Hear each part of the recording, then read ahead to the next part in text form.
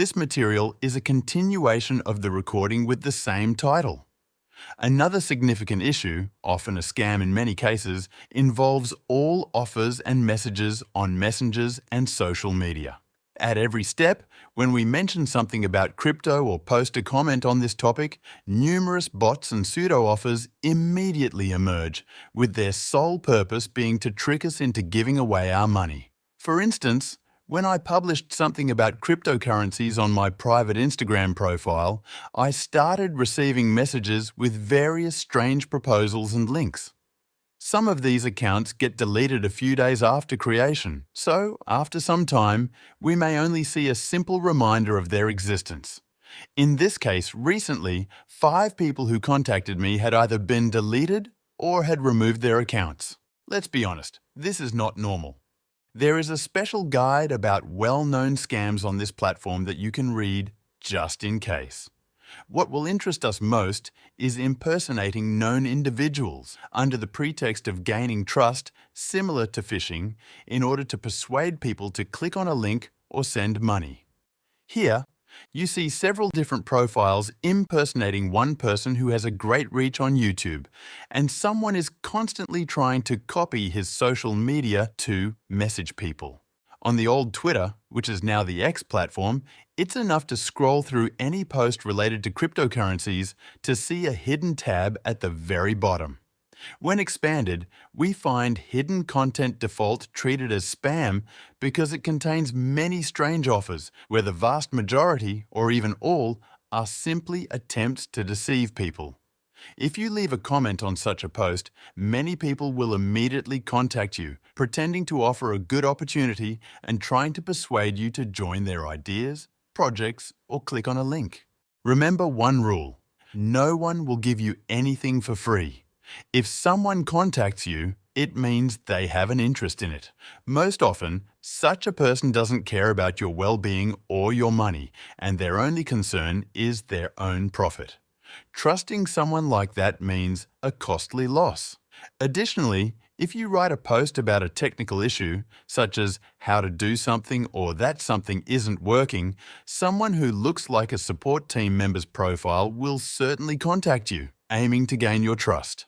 Very often, such individuals want you to send, for example, $30 to a specified address for wallet ownership verification so that they can later resolve the issue. This is another way of deceiving. Such situations happen everywhere, on Discord, Telegram, Instagram, Facebook, and everywhere else where messages can be sent. Here, you see an article about Telegram, where in the course of a conversation with someone pretending to be a support team member from the WizardX exchange, they attempt to trick you into sending funds under the pretext of wallet address verification. Of course, by now, each of you knows what will happen when you make such a deposit. Be vigilant, especially now when AI can replicate voices, because you might receive a voice message from someone you know with a request, and it might be a fake account with an artificially generated voice. Wondering if this is possible? If it allows scammers to earn, then absolutely such situations will occur. Why do I emphasize this so much? It's because I've seen dozens of situations where people I know lost money. Believe me, it's not fun, and such a loss combined with shame and helplessness can really hurt. The biggest advantage of all these stories is that thanks to them, you'll be able to avoid all of this, and I'm really happy about that. Another very important issue is dishonest exchanges. Usually, every user thinks that if they keep their money on the exchange, it must be safe because it's a serious international institution. Based on several stories, you'll judge for yourself whether such thinking is appropriate. In 2022, there was an exchange called FTX. One day, it turned out that this exchange had defrauded investors' funds. It was an American, very large service, and its insolvency led to many days of declines in the cryptocurrency market, often reaching 20, 30, or even 40%, as was the case with Solana within 1 week. The website was closed, investors' funds disappeared, and the whole situation led to an international scandal. People believed that it was an American service associated with politicians, written about in reputable business magazines, and how could such a thing happen? Remember one very important piece of information. Cryptocurrency exchanges are private companies that can also have their problems, which we may not be aware of. Therefore, you should not keep funds on them because situations like the collapse of FTX happen and will undoubtedly happen again in the future. You can be 100% sure of that. You and I, as ordinary, insignificant users, have no chance of learning about problems in advance. So, in such situations, there is no opportunity to react proactively. There is a very simple solution to this problem, namely, always keep funds on external wallets, about which you will find additional materials in this training. This way, we don't have to worry about the solvency of exchanges. If you are an active trader who makes transactions on centralized exchanges every day, then in this situation, you must be aware of the risk that such a situation may occur someday. In this case, diversification and spreading capital across several different platforms help minimize problems caused by the sudden closure of one of the platforms. Additionally, FTX had its token, FTT, representing the exchange.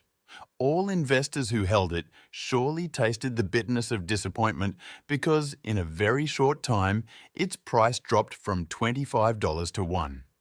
For this reason, even people who did not have funds deposited on this exchange but invested in its token, which turned out to be fraudulent, lost part of their funds despite the correct practice of storing assets in external wallets. You know what's funniest? The individuals responsible for defrauding the funds have not faced any consequences to this day, and you probably can guess why, but unfortunately, that's how the world works. The next topic we'll cover in this material is fake applications and programs posing as wallets. Often on the internet, there are programs altered by hackers that look and function exactly like the official ones, with the difference that they are not secure and our funds can disappear at any moment. If we plan to start using a particular wallet or application, we must first ensure that we download or open it only through the official website of the publisher. On the screen, you can see a counterfeit MetaMask application, where entering our private keys results in the loss of funds, automatically sent to the hacker's address by the built-in bot. The situation is similar for the Coinbase wallet and virtually any other wallet application. Creating a fake program to make it look like the original is not particularly difficult. The real challenge lies in promoting the source from which it can be downloaded. However, based on what I see, scammers seem to handle this aspect quite well. Therefore, always enter the correct address of the website from which you want to download the software. Another scam to be aware of is the airdrop scam. Sometimes, in the history of our transactions or in the balance of our account, we may see an additional token or NFT that we did not buy but received as an airdrop for free. All we need to do is claim it and sell it. Unfortunately, once again, it's just a plain fiction. On the screen, you can see 2 NFT tokens that have been distributed to addresses that have been active recently and have conducted some transactions. Scammers count on people's desire for profit and greed, hoping they will visit the website provided in the content, connect their wallet to claim the reward, and in doing so, the scammers can steal their funds. This mechanism works for regular tokens seen in the transaction history, as well as for invitations to free mintings. Never open websites you don't know and don't connect your wallet to them because by clicking the link, you allow the thief to steal from you. If you receive any airdrops, you will definitely know about them, as genuine airdrops are widely discussed, articles are written about them, and their credibility can be verified in reliable sources. However, there is no information about scam airdrops on the internet, it's silent, and we cannot check their credibility, which should raise our caution. I'll repeat, you will never receive anything valuable for free. To receive a valuable airdrop, you first need to participate in a testnet or use a specific application during the snapshot period, or stake coins in a specific ecosystem. Such intentional behavior is occasionally rewarded, and I provide more information on this topic in the airdrop section of my second course on the basics of cryptocurrencies, also available on Udemy. Don't get me wrong, there are indeed many projects that offer free NFTs, such as the Zora platform, and everything is legitimate. As I mentioned, it can be verified. If you have any doubts when using a new platform or application, create a separate profile in your wallet, deposit, for example, $1 there, and connect that account to the website. If something goes wrong, you will only lose $1, and the rest of your funds will remain safe. Always apply the principle of limited trust. Continuing, let's now examine the process of searching for information on the internet. Sometimes, sponsored content appears at the top of the list.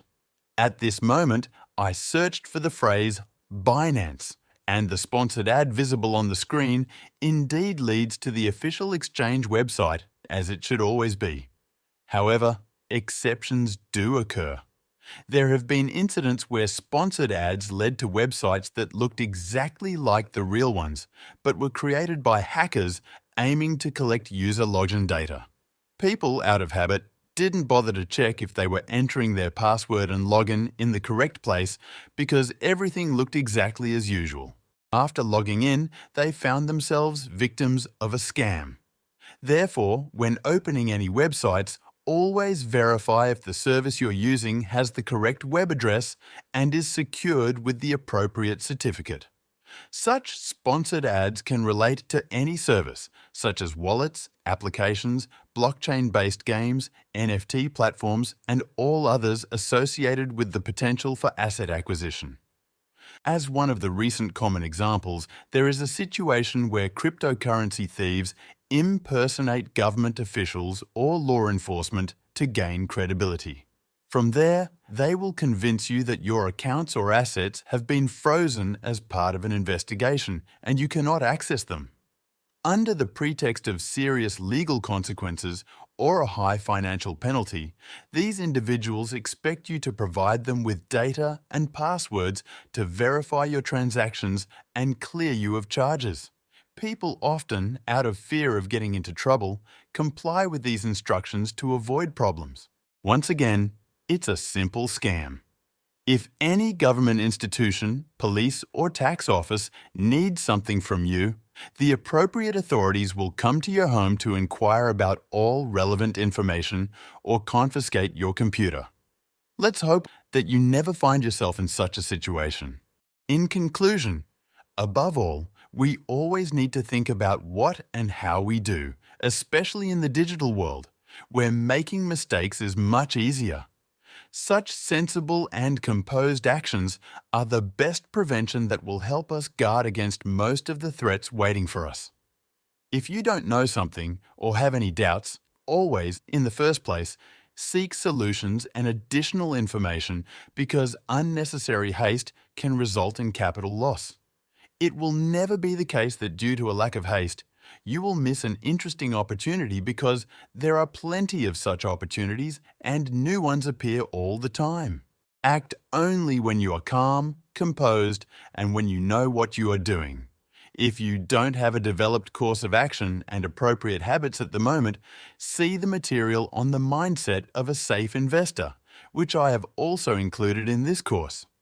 Additional security will come from using suitable antivirus software and a VPN, about which I have recorded separate materials. Also, remember that besides these few ways of deception, there are many other situations to be cautious about, and the ones I've discussed are simply the most popular. See you in the next video.